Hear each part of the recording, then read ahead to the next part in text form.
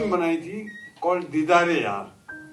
वो मेरी लाइफ के सबसे बड़ी फ्लॉप, इससे बड़ी फ्लॉप कोई बना ही नहीं सकता। उसका पहला गाना हमने रिकॉर्ड किया था रफी साहब से।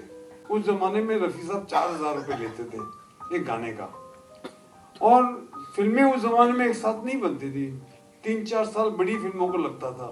तो जब तक वो 4 साल के बाद लास्ट गाना जब रिकॉर्ड हुआ मेरा और ऋषि कपूर का, तो किशोर कुमार और रफी साहब ने गाया। जब गाने की रिकॉर्डिंग हो गई तो प्रोडक्शन वाला मुझे पूछ रहा था कि रफी साहब को क्या देना है। मैंने कहा जो किशोर दा को दिया वही दो, पर उन्होंने तो 20 लिया है, तो मैंने कहा 20 दो रफी साहब को।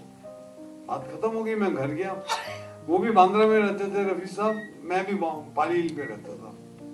रफी साहब का ब्रदर इन लॉ उनका सेक्रेटरी भी था, तो वो मेरे घर पे आया, बोला रफी साहब आपसे बात करना चाहते हैं। तो मैंने फोन लगाया तो रफी साहब ने बोला, मेरे से पंजाबी में बात करते थे, ए जीते तेरे को बहुत पैसे आ गए। मैंने क्या हुआ रफी साहब? बोला कितने पैसे दिए तूने? मैंने कहा 20 दिए। क्यों? मैंने कहा जो दादा को दिया वही आपको दिया। उनका जो ब्रदर इन लॉ आया था वो 16,000 रुपए लेकर आया देने के लिए। मैंने 4,000 लिया था।